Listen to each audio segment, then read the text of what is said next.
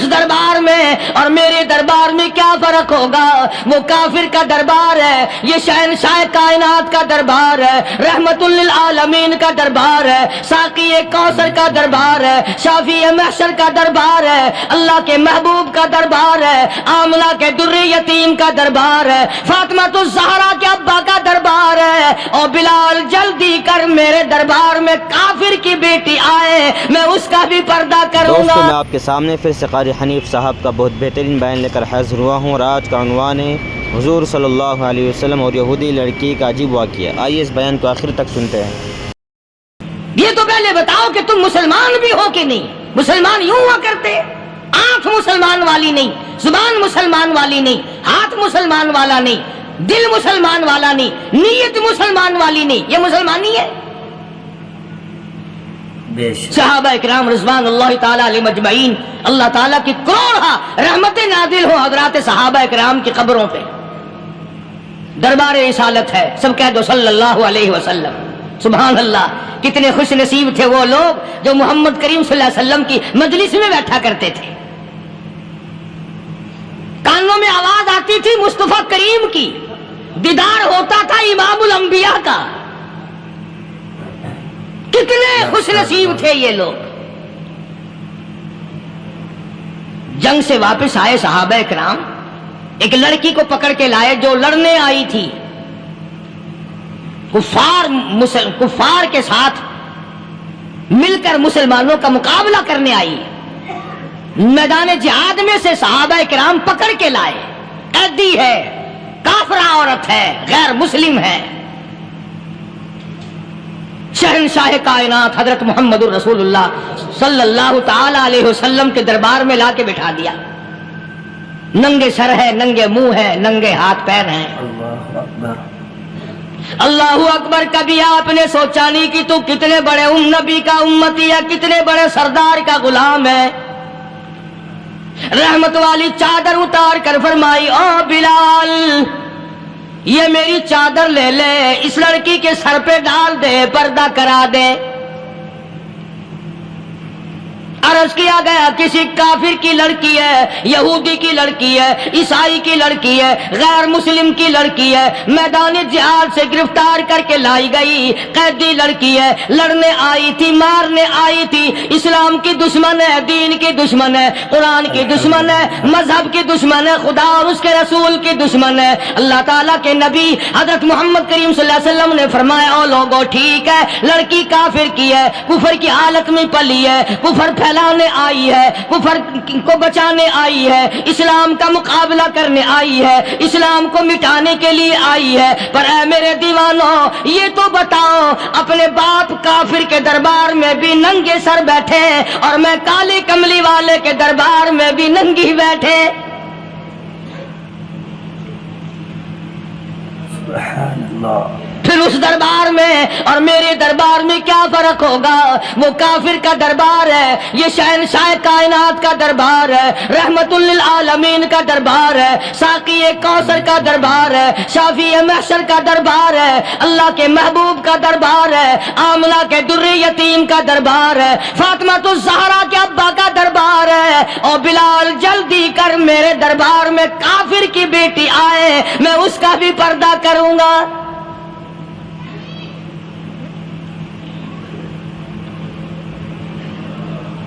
حضرت بلال رضی اللہ تعالی عنہ نے ذرا ایک اور لطیف سی بات ہے، تھوڑی سی باریک سی، اگر آپ سوچیں، لڑکی ہے تو کافرہ، لڑکی ہے تو بے دین، ہے تو اسلام کے دشمن۔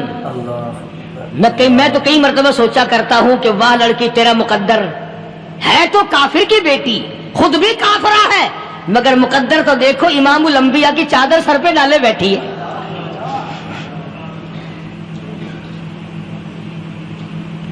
سوچیں یہ چیزیں، ہمارے دماغ یہاں تک کہاں رسائی کرے؟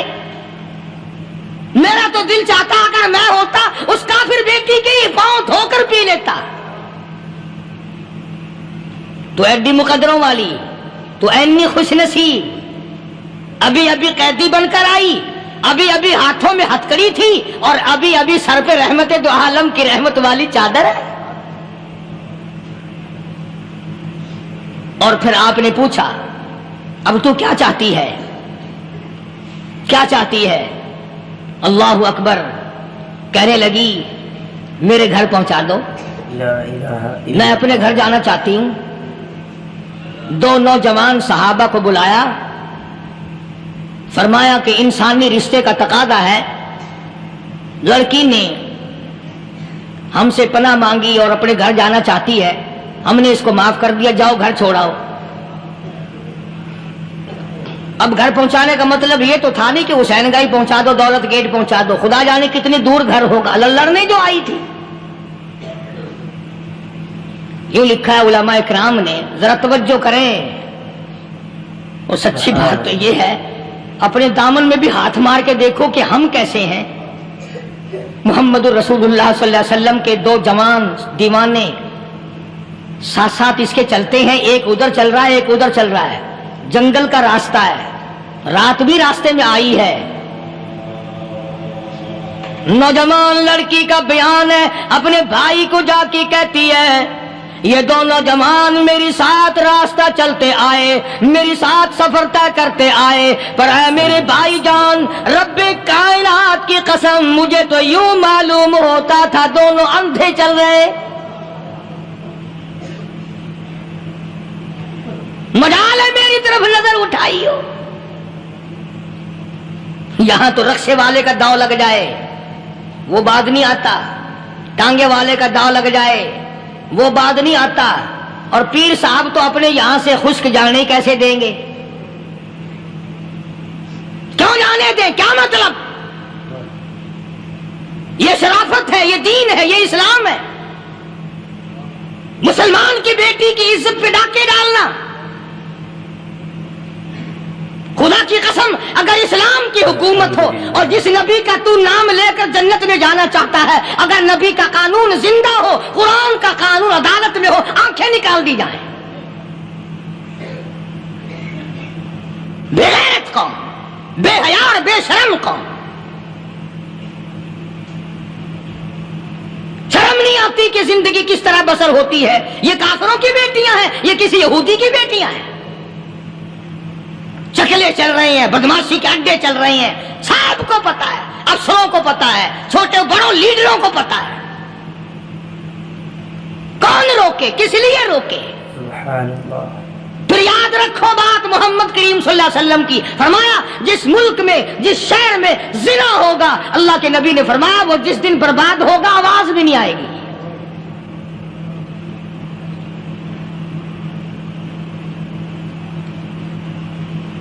مسلمانوں کے یہاں سے ہو کر دربار نبوت سے چل کر رحمت دو عالم صلی اللہ تعالی علیہ وسلم کی چادر اوڑھ کر لڑکی اپنے گھر پہنچی۔ بھائی نے پوچھا بتا مسلمانوں نے تیرے ساتھ کیا برتاؤ کیا؟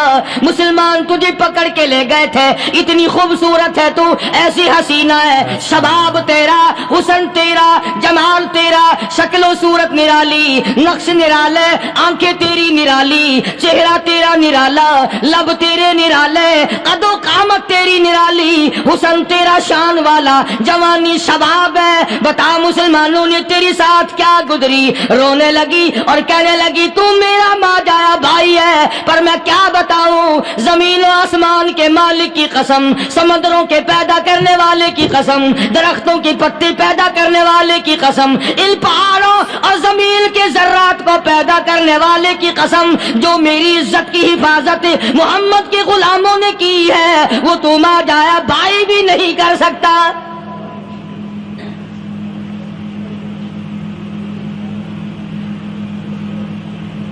صداقت صداقت ہوتی ہے، حقیقت حقیقت ہوتی ہے، چھپتی تو نہیں۔ کاغذ کے پھولوں سے خوشبو کیسے آئے گی؟ پلاسٹک کے پھول گلاب کے بنا کر سرانے میں لگانے تو آسان ہے، مگر گلاب کی خوشبو نہیں تم لا سکتے۔ سبحان اللہ سبحان اللہ۔ ارے وہ بھائی بھی تھا تو کافر، پھر بھی مقدروں والا نکلا۔ انہوں نے تو کفر چھوڑ دیا، اور ہم سے ریت نہیں چھوٹتی، رسمیں نہیں چھوٹتی، ہم سے شرک نہیں چھوٹتا، ہم سے بدعات نہیں چھوٹتی۔ بھائی کہتا ہے بہن کو، توجہ کرو، کبھی دنیا میں انصاف کی بات کرنے والے لوگ بھی زندہ تھے، کفر اسلام ایک اور چیز ہے. انصاف کی بات تو کہا کرتے تھے. بھائی کہنے لگا بہن سے کہ میری بہن چادر تیرے سر پہ نبی کی، کالی کملی والے کی چادر تیرے سر پہ ہے، یہ اس کے دیوانے تجھے ساتھ لے کے آئے ہیں اور انہوں نے تیری عزت اور آبرو کی حفاظت کی ہے. تو یہ بتا کلمے سے خالی آئی؟ ایسے دربار سے خالی آ گئی؟ ماشاءاللہ. خزانہ لوٹ رہا وہاں تو خالی تو نہیں آ گئی؟ بہن کہنے لگی کہ ہاں خالی آئی ہوں. مطلب یہ کہ میں نے کلمہ نہیں پڑھا، ایمان قبول نہیں کیا، دین قبول نہیں کیا، اسلام اور اس کا مذہب میں نے قبول نہیں کیا. بھائی کہنے لگا تف ہے تجھ پر، تجھے ایسے دربار سے خالی اٹھتے شرم نہ آئی؟ اور دربار رسالت اور خالی آ گئی؟ کیا بات کہی ہے عورت نے، سبحان اللہ، اللہ اکبر. کہنے لگی 2 وجہ سے میں نے کلمہ نہیں پڑھا. دل میرا چاہ رہا تھا، اندر میرا کہتا تھا کہ جب میرے سر پہ یہ چادر آئی میرا تو دل چاہتا تھا کہ لپٹ جاؤں قدموں سے آقا کے. بھائی میرا دل چاہتا تھا میں کھڑی ہو جاؤں دربار میں اور یوں کہوں میرا دل ہو تیرا گھر ہو، میرا دل ہو تیرا گھر ہو، تیرا در ہو میرا سر ہو. تمنا مختصر سی ہے مگر تمہید طولانی. میں نے کلمہ 2 وجہ سے نہیں پڑھا. پہلی وجہ تو یہ کہ جب تو سنتا، تجھ تک یہ بات پہنچتی کہ میری بہن نے کلمہ پڑھ لیا، تو شاید تیرے دماغ میں یہ بات نہ آ جائے کہ میری بہن سے مسلمانوں نے زبردستی کلمہ پڑھوایا ہوگا. اس لیے میں نے نہیں پڑھا. تیرے دماغ میں یہ بات نہ آئے کہ مسلمانوں نے مجبور کر کے، قیدی بنا کر کے جو لے گئے تھے، مجبور کر کے کلمہ پڑھایا اور میری بہن نے ڈر کے مارے کلمہ پڑھا. کلمہ پڑھنے کا پختہ پروگرام ہے. مزہ تو اب آئے گا نا، یہاں سے آزاد ہو کر جاؤں گی. اور دوسری بات اس نے اور پتے کی کہی. کہنے لگی بھائی میں نے کلمہ اس لیے بھی نہیں پڑھا کہ بہن جنت میں جائے بھائی دوزخ میں جائے. اصل میں تجھے لینے آئی ہوں، دونوں چل کر اس دربار کی غلامی کریں گے.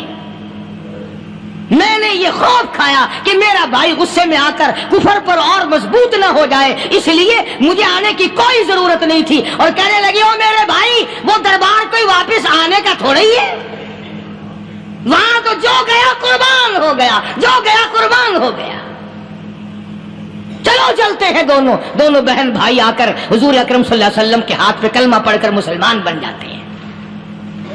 وہ نبی کی ایک بات دیکھ کر کلمہ پڑھ کر مسلمان بن گئے. ہمارے سامنے لاکھوں حدیثیں، ہزاروں قرآن کی آیتیں ہیں، پر ہم آج تک مسلمان نہ بنے. اللہ اللہ.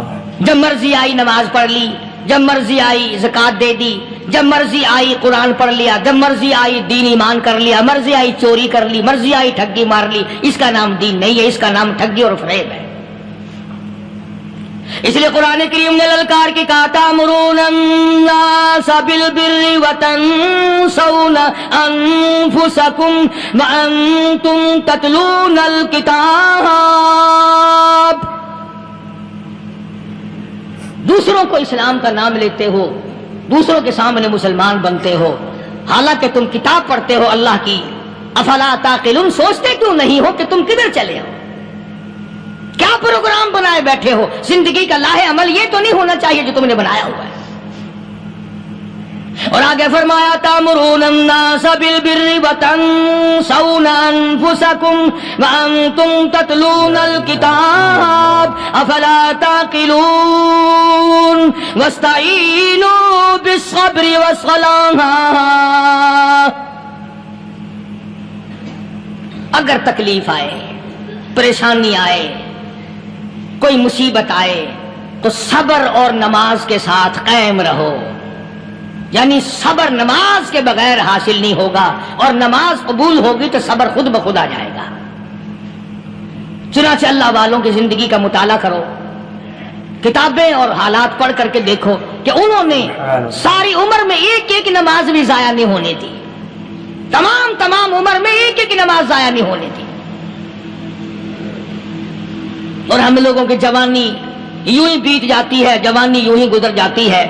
اسی کو کہتا ہے کہ کچھ نہ پرواہ کی میرے دین کی, آج میں تمہاری پرواہ کیسے کروں. وَإِنَّهَا لَكَبِيرَةٌ إِلَّا عَلَى الْخَاشِعِينَ. اللہ پاک خود فرماتے ہیں کہ نماز بھاری نہیں, نماز مشکل نہیں, نماز پڑھنا کوئی تکلیف نہیں, مگر ان لوگوں کے لیے, ان لوگوں پہ کوئی مشکل نہیں جو اللہ سے ڈرنے والے ہیں, اللہ کے خوف کو دل میں بسانے والے ہیں, جن کا یقین ہے کہ موت آئے گی اور اللہ کے یہاں جا کر کے میں نے منہ دکھانا ہے, ایک دن قبر میں جانا ہے, حشر نشر نے بھی آنا ہے, قیامت نے بھی آنا ہے, جس کا ان تمام چیزوں پہ یقین ہے. اللہ فرماتے ہیں الا علی الخاشعین, ڈرنے والے کے لیے تو کوئی چیز نہیں, اور جو نہیں ڈرتا اس کے لیے تو پہاڑ ہے نماز پڑھنا. صحابہ کرام نے تو ایسی ایسی نمازیں پڑھی. صحابی ہے مدنی کریم صلی اللہ علیہ وسلم کا, اپنے باغ میں نماز پڑھ رہا ہے, گنجان باغ ہے کھجوروں کا باغ پکا کھڑا ہے, صحابی نماز پڑھ رہا ہے. ایک پرندہ کبھی ادھر سے آتا ہے کبھی ادھر جاتا ہے, گنجان باغ ہے, وہ نکلنا چاہتا ہے, پرندے کو راستہ نہیں ملتا. تو دوران نماز صحابی کی نظر پرندے پہ لگ گئی. دوران نماز صحابی کی نظر, وہ پھڑک پھڑک جو کرتا تھا نا کبھی ادھر کبھی ادھر, صحابی کی نظر پرندے پہ لگ گئی, نماز میں بھول گیا. بس اتنی سی بات ہوئی, آیا دربار رسالت میں اور کہنے لگا یا رسول اللہ وہ سارا باغ لے کر اسلام میں وقف کر لو, جس باغ کی وجہ سے میری نماز خراب ہو جائے میں وہ باغ ہی نہیں رکھتا.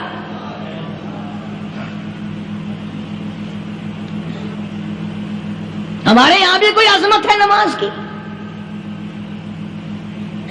کون پرواہ کرے. ان لوگوں کے یہاں تمام کا تمام نظام دین کا اپنا بنایا ہوا نہیں, جو دربار رسالت صلی اللہ علیہ وسلم سے نظام ملا نماز کا, انہوں نے صحیح معنوں میں وہ قائم کیا. کیسی مشکل میں ہوئے, کہیں بھی ہوئے, جس حالت میں بھی ہوئے, نماز پڑھنی ہے, ادا کرنی ہے. چنانچہ ان کی نمازوں میں اتنی برکت تھی. سیدنا امیر معاویہ رضی اللہ تعالی عنہ کی حکومت ہے, صحابہ کرام ابھی زندہ ہیں, افریقہ کے گھنونے جنگل میں بہت بڑے صحرا میں چھاونی بنانے کا پروگرام بنایا. بڑے جنگل ہیں, بڑے درخت ہیں, بڑی بھیڑ بھاڑ ہے, بڑے جانور ہیں, شیر ہیں, چیتے ہیں, گھگیاڑ ہیں, بڑے بڑے موذی جانور ہیں.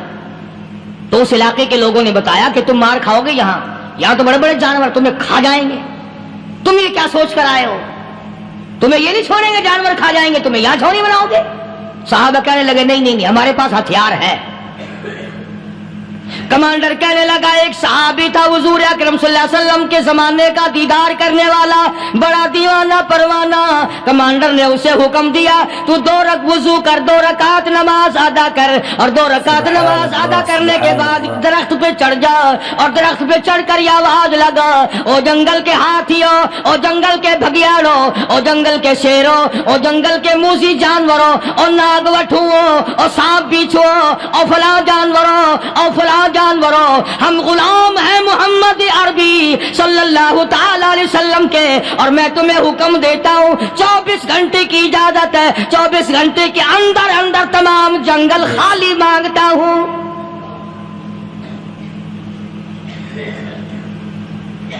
ماشاء اللہ نافذ کر دیا حضور کے غلام نے, ہاتھیوں پہ, جانوروں پہ, چیتوں پہ, بھگیاڑوں پہ, شیروں پہ. اور اعلان کا رخ دیکھیں آپ, کہا کہ 24 گھنٹے کے بعد جو ملے گا اسے قتل کر دیا جائے گا.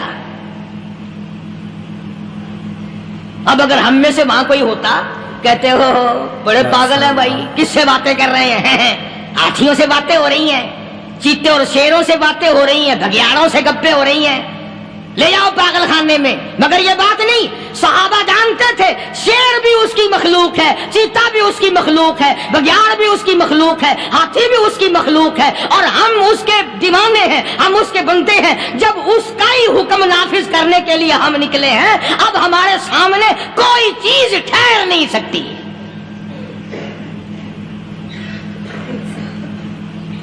شاہد ہے، گیبن مورخ انگریز لکھتا ہے، امریکہ کا بہت بڑا پروفیسر تور آندرے انگریز مورخ لکھتا ہے کہ صحابی کی یہ بات سن کر جنگل میں کھلبلی مچ گئی، جانوروں میں شور مچ گیا، چیتے بگیاڑ اور طوفان مچ گیا، شور مچاتے ہوئے تمام کے تمام نے جنگل خالی کر دیا۔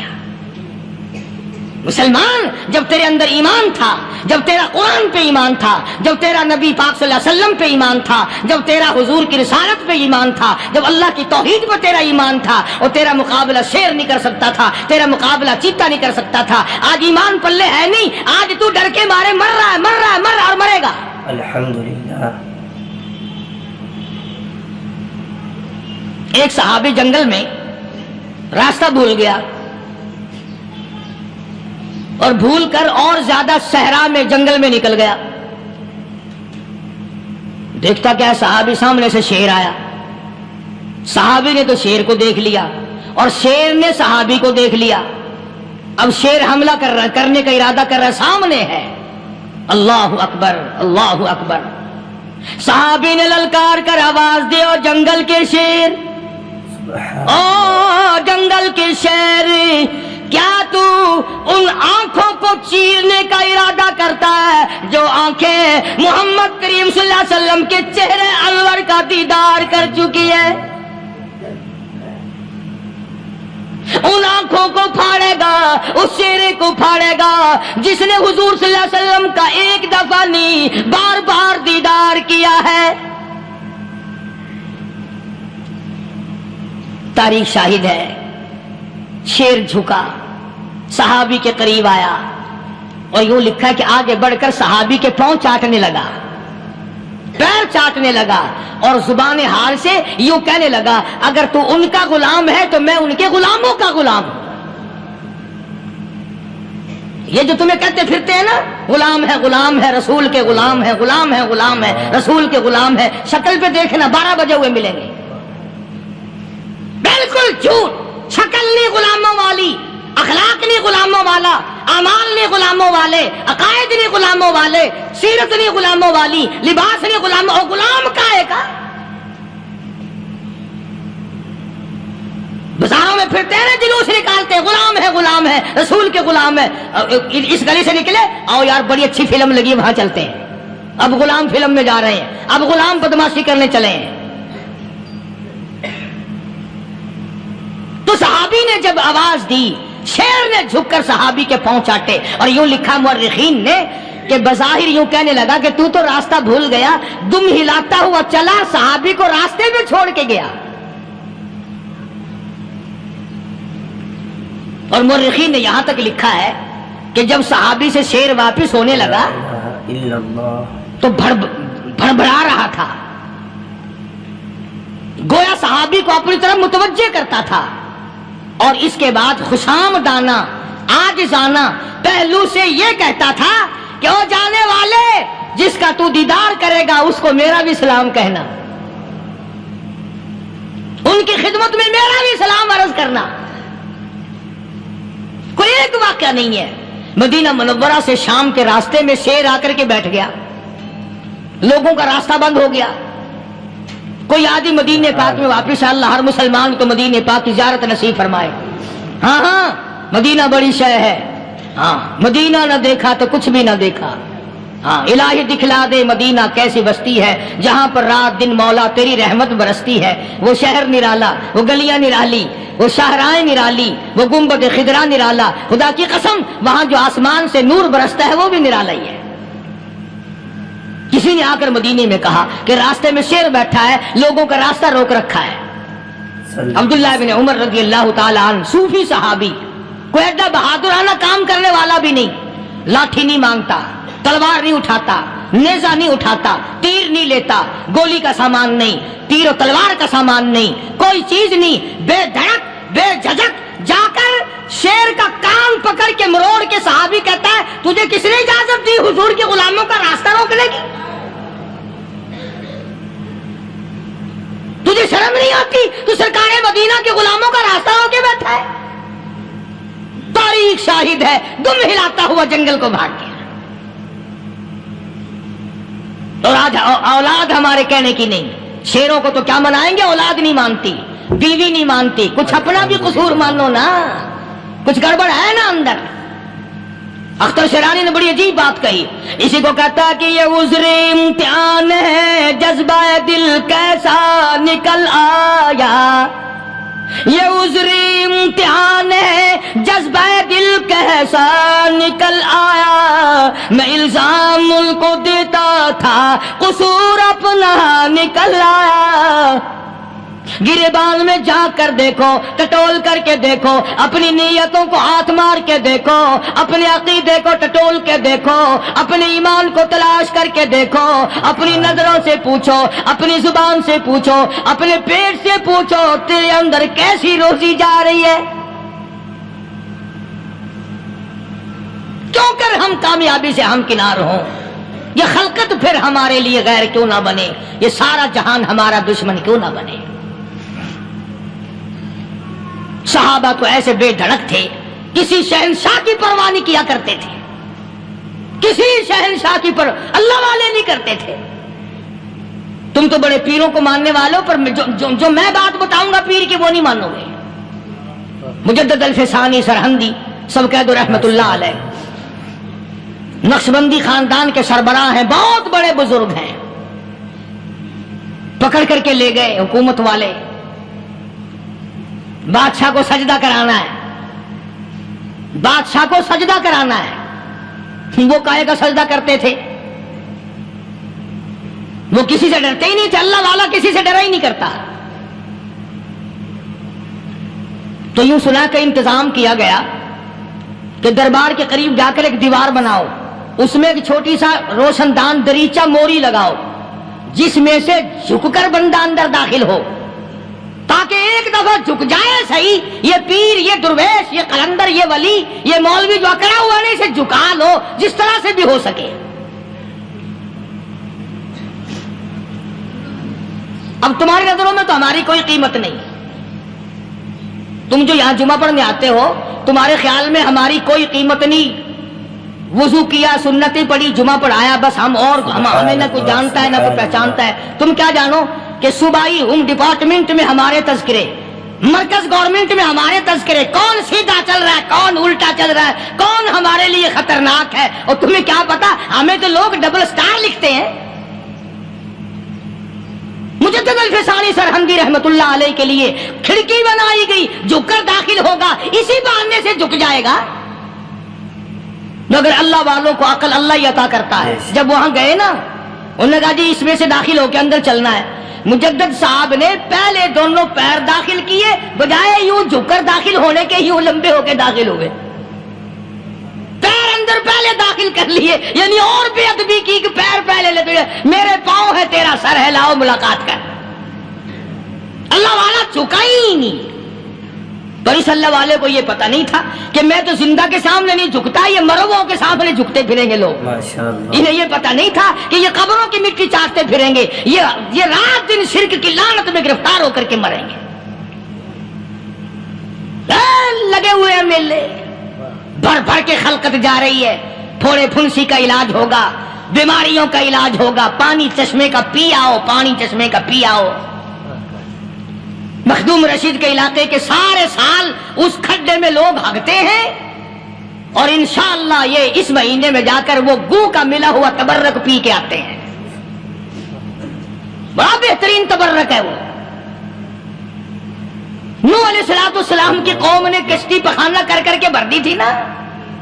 حضرت نوح علیہ السلام اللہ کے حضور میں رو پڑے, فرمایا دیکھ میرے رب, تو نے حکم دیا, کہاں سے لکڑیاں لایا, چختے چیرے, تختوں کو جوڑا, اتنی محنت کی, میں نے کشتی بنائی, اور ان ظالموں نے ہگ ہگ کے بھر دی. فرمایا میرے نو گھبرانا, اگر انہی سے نہ چٹوا دوں تو میری خدائی کیا ہوئی. گھبرانا, 950 سال مار کھانے والے پیغمبر, میں تیرا ساتھی ہوں, تو کیوں گھبرایا. کانوں تک لبا لب پخانا کر کر کر کے بھر دی. قوم میں بیماری پھیل گئی. جو عورت چلے کہاں چلی, کہ نوح علیہ السلام نے کشتی میں پخانا کرنے چلی.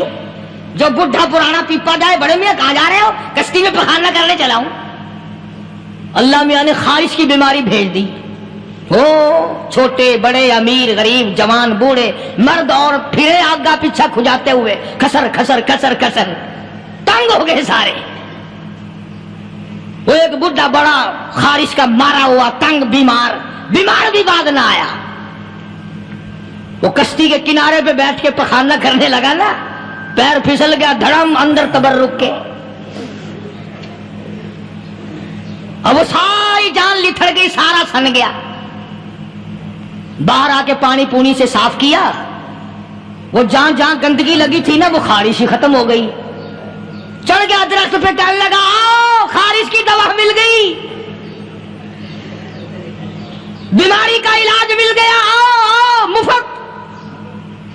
आ गई दुनिया बीमारी में, और क्या चाहिए? भागी भागी खल्क। उन्होंने कहा है, उन्होंने कहा बज़ाहिर देखने में ये गंद है, ये खाज की दवा है, मल्ला उठा के लब भर भर के लोग। दोस्तों, उम्मीद है क़ारी हनीफ मुल्तानी साहब का आज का ये बयान और इस यहूदी लड़की का ईमान को ताज़ा कर देने वाला और यकीनन दिल को इमोशनल कर देने वाला और आंखों से आंसुओं को जारी कर देने वाला बयान आपने बखूबी सुन ही लिया होगा और आपको बहुत ज़्यादा पसंद भी आया होगा और यकीनन आपके दिल के जज्बात भी जाग चुके होंगे इस वाक़े को सुन करके। दोस्तों चलिए मिलते हैं किसी और वीडियो में इंशाअल्लाह और किसी और नए क़ारी हनीफ मुल्तानी साहब के बयान के साथ। वीडियो को लाइक शेयर और चैनल को सब्सक्राइब करना बिल्कुल ना भूलिएगा। अस्सलामु अलैकुम वरहमतुल्लाहि वबरकातुहू।